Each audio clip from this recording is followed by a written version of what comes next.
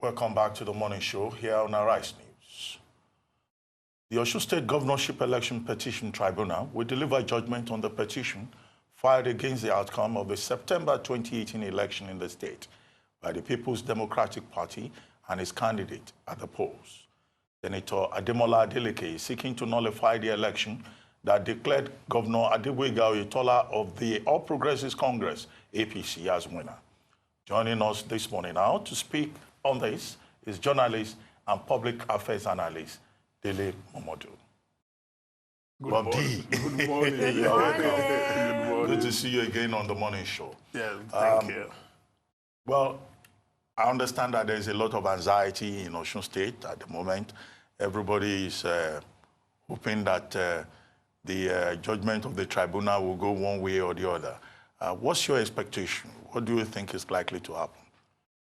Well, the feeler from Osun State is that the election was a very bad one, and it was a bad rehearsal for what we're witnessing today, and that the template of Osun State is playing out in some other places. So they are hoping that this will turn things around, and hopefully the rightful winner would emerge. But I don't know who that would be.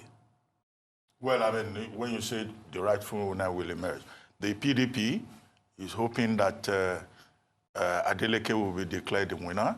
The APC is hoping that Oyetola will be declared winner. But do you think that, you know, the anxiety over the outcome of the tribunal has affected governance in Osun State? Because since Oyetola assumed office in November, it was only just 2 days ago that he appointed the secretary to the state government and that he appointed a chief of staff and a deputy chief of staff. No commissioners at all. But that had always been the tradition in Osun. The former governor, Ademola, governed the state for so long without appointing his aides. So maybe the new man, Oyetola, is following in that tradition. I don't know. But what I know is that a lot of people in Osun believed that Adeleke won the election. So let me be. Yeah, but when you say what happened in Osun became a template for what is going on now, how do you mean? I mean, what happened in Osun that you say is happening now, playing out now, to use your phrase? I would put it this way.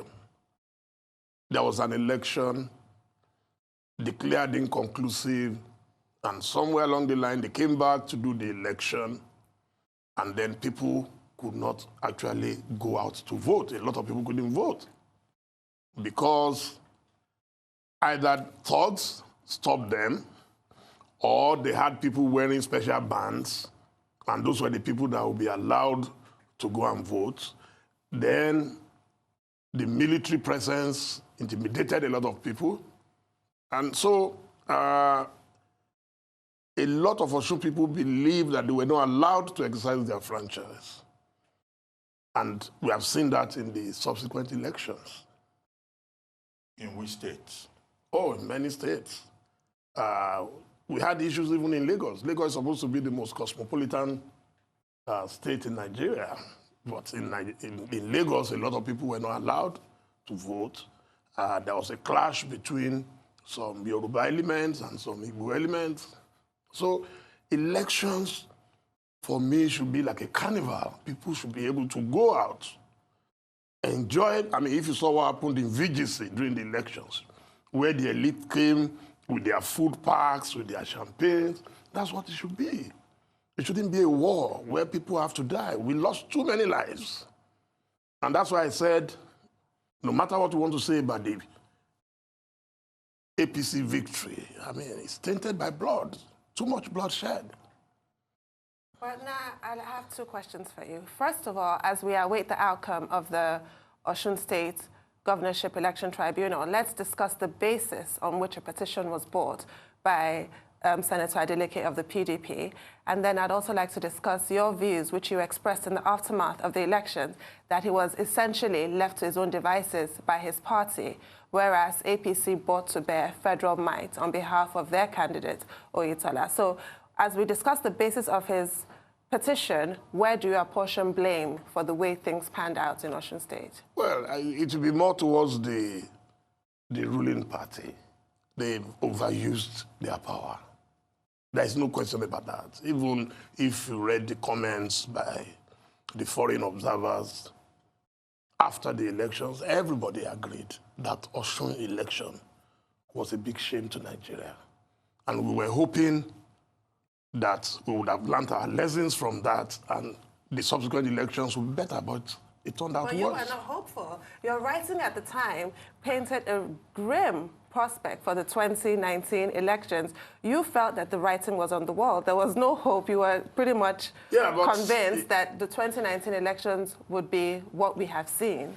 We predicted it, but it's normal in life for you to still believe something will happen, God will intervene, which is our usual attitude in Nigeria. But unfortunately, I mean, these guys prepared for war. They didn't prepare for election. Is there anything PDP could have done differently to support their candidates then, Adeleke, and the candidates that emerged in 2019? I mean, when it comes to the issue of using the police and the military, there's nothing anybody can do about that. But if, in terms of preparing for the elections, I think the Adelekes did their best, though the PDP itself did not come out full blasts, you know, to show that they were ready for Osun State, except for maybe Saraki that came there. I recall that at the time, the PDP decided to go to court to protest. Then eventually they took part in the election. Would it have been different if they had refused to take part in the supplementary election in those 7 polling units in 4 local governments? I don't think so. You see, I've never been an advocate for election boycott because we just play into the hands of the enemy. Those guys, I mean, if they can prolong these legal cases for as long as it takes, before you know it, this man might end up spending 4 years. Well, you received quite the bashing, moving away from Osun State. You received quite the bashing when you appealed to the People's Democratic Party presidential candidate not to head to the court. But recently, in the US, you said that President Buhari has taken us back to the elections of 1979 and 83. Was this a subtle retraction of that appeal not to go to the tribunal? No. Okay, so you admit that the election was fraught with fraud, violence, bloodshed, but you want the People's Democratic Party candidate, the major opposition, to do nothing about it. If you read all my tweets, they came from my tweets, so it wasn't in the US. So I don't know what you have there. Okay. Yes. If you read my tweets, what I said was that a tradition was set by former President Goodluck Jonathan, which was an American tradition of calling to congratulate whoever won, even if there were controversies. And I went on to say, this does not stop him from going ahead to prosecute the case in court if he was dissatisfied. And I cited the example of Al Gore, that Al Gore congratulated George Bush, but they still went to court. It's a tradition. You see, don't forget that tempers were rising. Many people died in the process of the election itself. And if Atiku mismanaged it, then we may witness more people dying. So that was the essence. But with some of the facts coming out now, in retrospect, maybe Atiku was right, I don't know. But I was more concerned about peace at the time. And if you look at all the people who have spoken about it, Olisa Agbakoba spoke after I did. Chief Olanipeku came to speak to us at Oxford, almost in the same manner. The general belief is that the case will be very, very difficult, and that it's almost impossible to reverse, but I don't know. Well, let's go back to Osun. You said the ruling party used federal might and all of that, but some people in the Osun case, in fact, put the entire blame on INEC. Because you recall that the initial results showed that Adeleke was clearly in the lead. Then after the supplementary election, the other man was now leading by just about 500 votes. And the returning officer then, one Professor Joseph Afuakpe, kept putting his feet down even when he was provided evidence to the contrary and insisted on that supplementary election, which, of course, as you recall, was marred with a lot of irregularities. What is your assessment of INEC? Because at that point, people began to criticize INEC really heavily, and in this election also, a lot of people are condemning INEC. No, I have no doubts in my mind that INEC was somehow irresponsible. I was monitoring, I remember the day the results were coming out, I was monitoring the election from a flight. You know, we had access to Wi-Fi, and I was speaking to different people in Osun, and it was obvious that Adeleke was coasting home to victory. But somewhere along the line, everything went quiet. And it was obvious that some people were applying some pressure from somewhere. Who they were, I wouldn't know. I have no doubt in my mind that there was a lot of pressure for them to render that election inconclusive, which was very unfortunate. Yes, so I agree with you. If people complain about INEC, yes. INEC has been, of course, a major factor in the elections. If INEC stood their ground, like we witnessed in Akwa Ibom, for example, where we had a man who said, no, I didn't come here to count money, but to count votes. Maybe it would have been. And then I'm surprised because I'm trying to do some research into the chairmanship of INEC, because to see what kind of man will allow his organization to go up in flames the way it has We're been. going into supplementary elections tomorrow in more than 10 states, but for the governorship in about 6 states.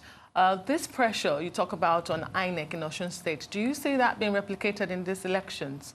What are the things you have seen? Is Osun State replaying itself out? No, I mean, there is no question that, they are permanently under pressure now. The theory out there is that APC is afraid that if they lose all these states, how would they justify they won the previous elections? I think that should be considered. If you look at Rivers, for me, that's the most scandalous. APC does not have any candidate. They brought a candidate totally unknown who did not campaign, and now they are saying he must win. There is no way he can win Rivers except there is intervention from the highest level. It's not possible. You said earlier that you've been getting feelers from Osun State. Well, I would like to know the feelers you've been getting. Are people reporting to you the likelihood of violence after the tribunal's judgment, depending on which way the pendulum swings? The Adelekes, I've been in touch directly with Ademola, and is praying and hoping that things will go well. I didn't feel any sense of tension that would warrant killing innocent people, no. No, I don't mean Ademola Adeleke's own personal preference. No, I mean the people, the mood of the people. You see, everything is dependent on the man himself. If he comports himself, then his supporters definitely would calm down. And that was one of the things I tried to do with Atiku, that look, just tell your people to calm down. If you call Buhari, that's one fact.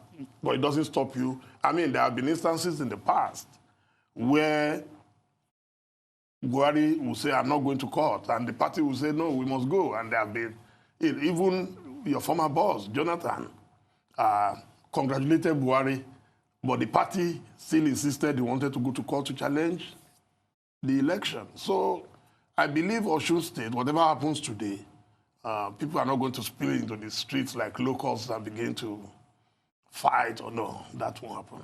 So as you've said, it's always up to the principal. They dictate the tone. Definitely. So what do you expect in like Kano State, where there's been a lot of tension, heightened tension over tomorrow's election? Do you expect that there could be violence there? You see, I believe the electorates in Kano have always been very sophisticated, very, very, right from the time of Aminu Kano, Abubakar Rimin, and all of them. I see Rabiu Kwankwaso, who is not contesting, but is the main factor. I see him as a gentleman. I've spoken to him a couple of times. I speak to some of the people around him. I don't think they want Kanu to go on fire, though there are people threatening that if we're rigged out, we will respond. So it will still depend on the principal to call his people, and I believe they always listen to him. What about Sokoto, Bauchi, Adamawa? I said the same thing, Tambuwa. I chatted with him a few days ago, and he seems very confident that he will win. He's very calm.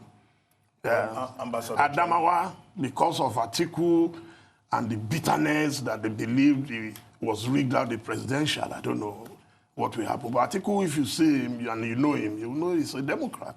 What about Benue State?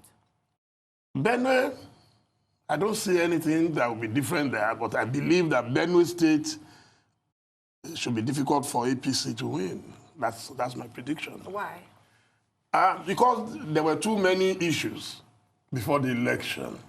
And it's even a miracle to think that APC would think Benue will forgive the sort of carelessness that we saw in the place.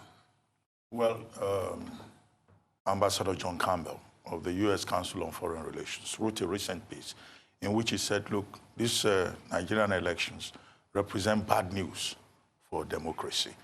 Do you agree with him? Oh, absolutely. I mean, everywhere we have been, we had a major workshop in Oxford the week after the election, and all the speakers were thoroughly embarrassed about what happened in Nigeria. You can't defend it. I see a lot of my friends struggling. When I wrote the other day, they responded from the villa, they were angry, but the truth is, this was not an election. So do you see all of that creating a crisis of legitimacy for the Buhari government going forward? Or legitimacy is not a big issue in Nigeria? That is why right now they have to charter people to go to Aso Rock every day to come and pay homage, to say, yes, you won. Well, journalists were there yesterday. I mean, I posted some of the pictures, but that's one of the reasons I told Atiku. It happened before when Chief Olufalaye contested against Obasanjo. I was opposed to Obasanjo in 1999. And after the election, Chief Falaye said he was going to court. And I remember, I called him, I was in New York. I said, Chief, all the people telling you to go to court, learn from the example of Chief Abiola. Before you get to the doorstep of that court, if you look behind you, most of them would have disappeared. That's the reality in Nigeria. Most people depend on government. If your life depends on government, you can fight government. Well, but how do we have a proper democracy if the template is win the election by any means possible, and then the complainant can go to court? Once you are already on that seat, nobody can remove you. That's the kind of a prototype that you are reaffirming. The truth, you have to be practical. Don't forget that I contested the election myself, so I know a bit about this thing. The truth is, elections in Nigeria are mostly decided even before the elections take place. In 1999, when Chief Falaye was contesting, I suggested to him that I wanted him to get a vice presidential candidate who would be cerebral. And he asked me, like, who? And I said, I gave the name of Dr. Rilwan Lukman, who was at OPEC. And I traveled to Vienna to speak to him, to try and persuade him to be the running mate to Chief Falaye. And he told me something that night. God bless his memory, you know? He said, Dele, let me tell you, at 3 a.m., if we're together, I'll make a few phone calls, and you'll see that those who control Nigeria, they don't sleep. And that it's clear that they've already settled for Obasanjo. And I'm like, but we haven't done the election. I said, forget it. Yes, but then if you're so practical, why did you support Atiku so visibly and vocally if you feel the elections were already a fait accompli? No, but there was nothing to suggest those who control Nigeria failed on this occasion. Obasanjo was opposed to him, Babangida was opposed to him. Nigeria is a mafia country where you have a few of them at the top, and it was obvious that those people, Ali Goso and everybody, were for Atiku. But I don't know what happened. Maybe because this was also a member of the military class who understands their own game, because it's still the military controlling things. So let's look at some of the victories and defeats we have seen from these elections. The governorship, the National Assembly. Were you surprised by any? I know you have pushed for the PDP to take candidates who were molded in the Barack Obama cosmopolitan, energetic kind of candidature, especially for the case of Bukola Saraki in the primaries for their presidential candidate. But looking at the defeats and the victories we've seen, was there any that surprised you? No. Not the Senate president? No. Not Akpabio? Like I said, this election was an act of war. I would have been surprised if Saraki won in Kwara. Apart from the fact that I already had people who didn't want him to come back, the government went full blast in some states. They were after their enemies and they were ready to obliterate all of them. And they did succeed in a number of cases. Festus Keyamo and Larry Onilu, Isa Onilu, the spokesperson of the APC, they both said Atiku is suffering from post-election trauma, depression, hallucination. Do you agree with that? No. You know, what do you expect people who want their party to be in power? You don't expect otherwise from them.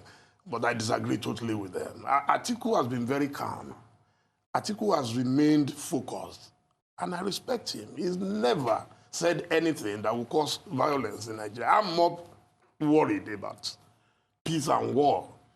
But I would suggest to them, and I've said that in my column anyway, that they should not overrejoice. You also made a comment, I'm not sure now if it was at Oxford. You said, you know, Atiku can head to the court, but I doubt if Buhari will obey any outcome if unfavorable. Is it correct to say that if what you're implying is that even if Atiku succeeds at the tribunal, President Muhammadu Buhari would not still concede defeat? Is that what you're implying? You see, Nigeria is a very complex and complicated country. And a lot of people try to see things as normal.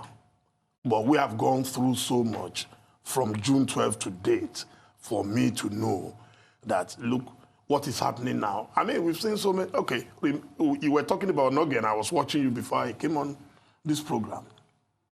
Was that normal that a CJ will be yanked off his seat and kept in the cooler, and another acting CJ, and people were predicting every move, and it never bothered them. They still went ahead to bring this thing on board.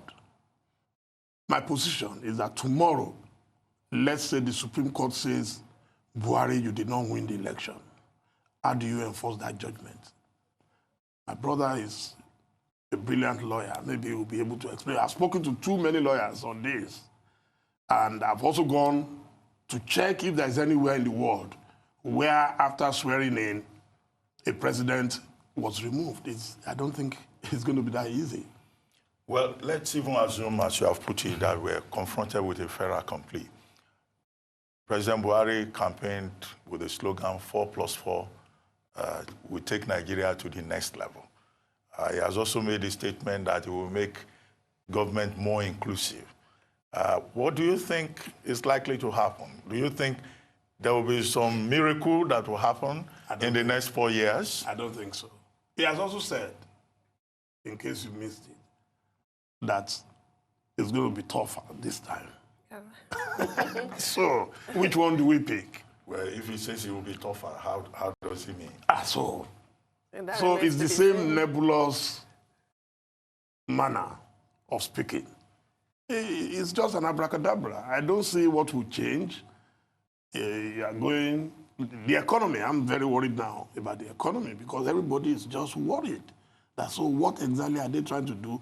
And my concern, and one of the reasons I supported Atiku was that, look, you need people who are business friendly. What we see today is that people are projecting poverty instead of promoting prosperity. It is worrisome. There is no country governed by saints. I don't know, not even the Vatican is governed by saints. Countries, nations are governed by performance.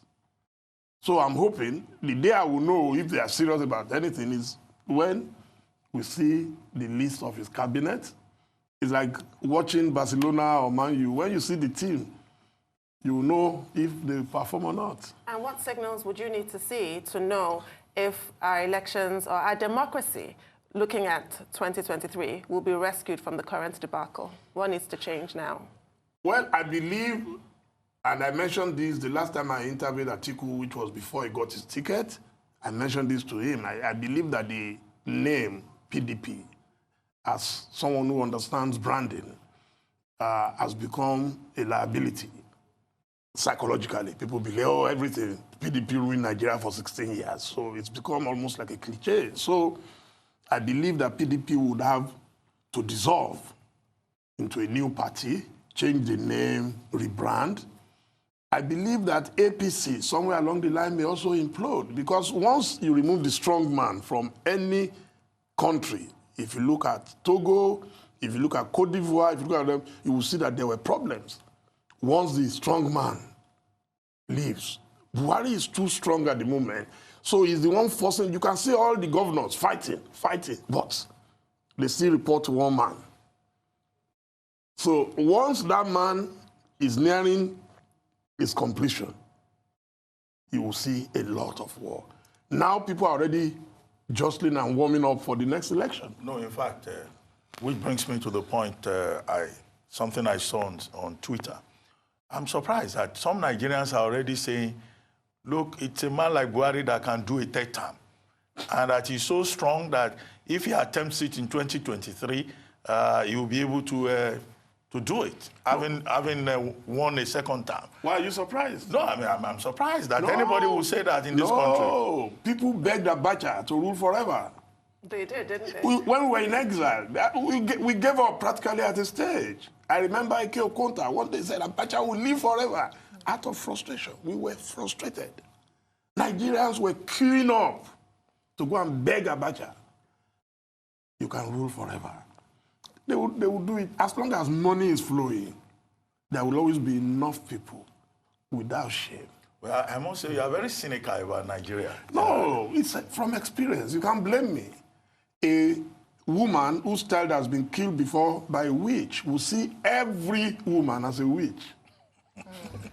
It's a proverb. That is Are you stoical or cynical? I would just say I've reached a stage where I'm nearing my retirement from politics, not the OGD type. I won't say I'm retiring today, then I'll come back in 24 hours. You know, on a serious note, Nigeria can frustrate anybody. I've been in the struggle since 1978. We were the first set of jam, and our baptism of fire then was the Ali must go. And we fought. Then 1983 came, and since then till today, nothing has changed. Well, we'll have to let you, Dele Momodu, go. Thank you for I understand inviting he me. has another appointment. Another appointment, yes. We want to thank you very much for thank you for inviting coming me. to the morning show. It's good to see you after your own baptism of fire. Thank you. And my sister. Thank you. Good to see Thank you. you. So it's time now for a short break.